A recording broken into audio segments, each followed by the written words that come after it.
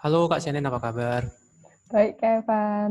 Oke, Kak Sianen boleh nggak minta waktunya sebentar untuk tanya-tanya sedikit tentang geografi? Boleh, boleh, boleh. Oke, baik Kak Sianen. Saya ingin tanya, geografi itu katanya secara umum kan dibagi dua, yaitu geografi fisik dan geografi sosial. Mungkin Kak Sianen bisa menjelaskan kepada saya, apa sih bedanya geografi fisik dan geografi sosial?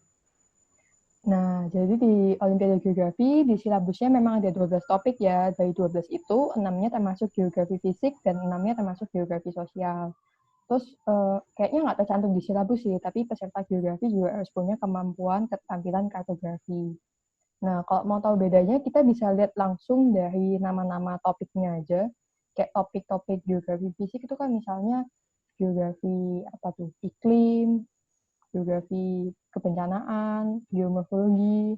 Kalau geografi sosial lebih kayak geografi ekonomi, geografi kota, pembangunan, kependudukan. Nah, bisa kelihatan banget kan kalau yang fisik tuh lebih banyak mempelajari gejala alam, kalau yang sosial tuh lebih mempelajari aktivitas manusia dan interaksinya dengan lingkungan. Itu juga yang membedakan geografi sama kebumian. Kalau kebumian kan nggak ada sosial-sosialnya gitu kan.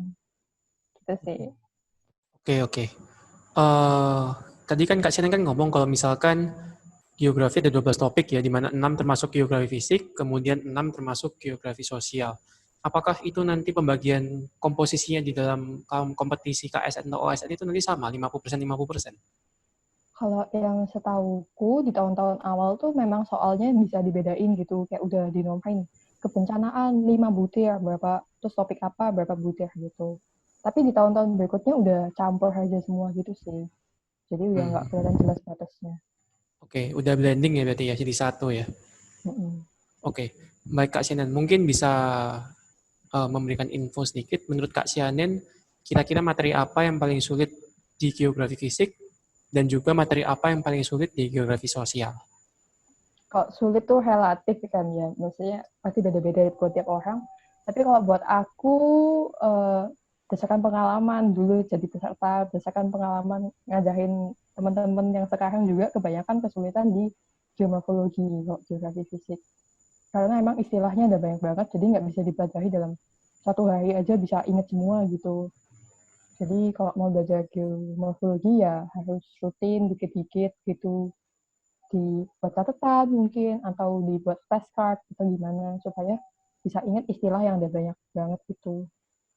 Kalau di geografi sosial yang paling sulit menurutku sih geografi budaya. Soalnya kayak orang dengar budaya apa sulitnya gitu kan. Nah, justru itu teori-teori yang biasa muncul di soal-soal geografi budaya itu kayak dikit banget gitu. Jadi kebanyakan nanti munculnya tuh soal-soal pengetahuan umum. Kalau pengetahuan umumnya nggak luas ya nggak bisa jawab. Itu sih. Kalau mau menambah pengetahuan umum, semua orang tuh selalu bilang harus banyak-banyak baca. Tapi aku sendiri dulu udah coba banyak-banyak baca tuh, biasanya juga nggak masuk gitu loh. Jadi aku kadang minta tolong teman-teman yang emang pengetahuan umumnya jago buat kayak, tolong cerita-cerita dong tentang pengetahuan umum, atau bikin soal latihan tentang pengetahuan umum gitu. Karena kok dari temen biasanya sih lebih berkesan, lebih masuk, lebih ingat. Oke, berarti tips dari Kak Sianen untuk geografi budaya itu mungkin bisa minta bantuan teman atau orang lain untuk menceritakan gitu ya, supaya lebih cepat nangkep gitu ya. Kalau untuk geomorfologi sendiri gimana Kak? Tadi tipsnya adalah belajar dengan rutin karena istilahnya emang banyak banget.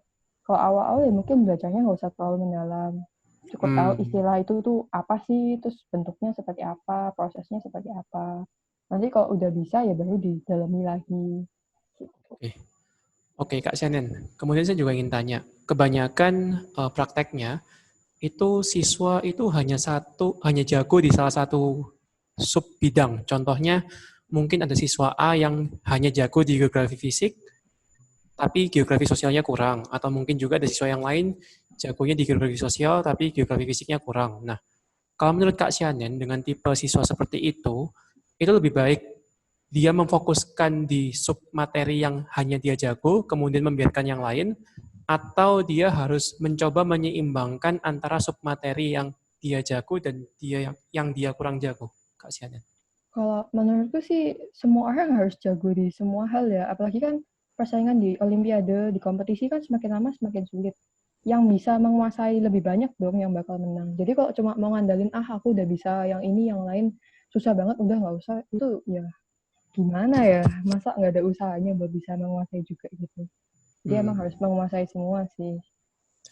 Oke, itu saya ingin tanya lagi. Emang kebanyakan siswa yang tidak jago dalam satu hal itu kenapa ya? Apakah dia memang tidak bisa, atau emang materinya sulit, atau emang dia nggak suka gitu?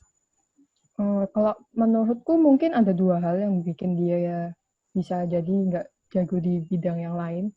Pertama, si geografi ini kan memang mencakup IPA sama IPS. Jadi kadang-kadang anak IPS lebih jago di geografi sosial, kadang-kadang anak IPA lebih jago di geografi fisik.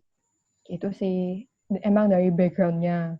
Bisa juga karena emang nggak suka, udah aku anak IPS, aku nggak suka yang ada fisika-fisikanya, aku nggak suka yang ada biologi-biologinya, jadi aku nggak suka geografi fisik. Kayak gitu juga bisa buat dia nggak menguasai bidang itu sih. Oke, berarti untuk supaya orang dapat menguasai semuanya itu ya salah satunya ya jangan sampai tidak suka tidak ke salah satu sub materi ya, berarti harus suka semuanya ya berarti ya. Benar, benar banget. Kalau misalnya kita mau berhasil ya disukain semuanya, belajarlah untuk menyukai. Maksudnya sesulit apapun materi itu, pasti ada yang bisa kita sukai. Pasti pelan-pelan kita bisa paham, meskipun awalnya mungkin sulit karena nggak sesuai sama minat kita atau background kita di sekolah. Tapi ya mau gimana lagi kalau misal kita udah memilih jalan untuk ke Olimpiade ini, ya kita bukan cuma aku cuma mau medali gitu, ya kamu harus mau belajar semuanya juga. Kalau kamu nggak mau belajar ya nggak usah mau medali gitu loh. Oke, oke. Oke, baik, baik, terima kasih waktunya Kak Sianan. Semoga perbincangan kali ini dapat membantu siswa-siswa yang sedang berjuang di kompetisi sains nasional, baik untuk level provinsi atau nasional, lebih terbuka ya dengan sharing-sharing dari Kak Sianan seperti itu.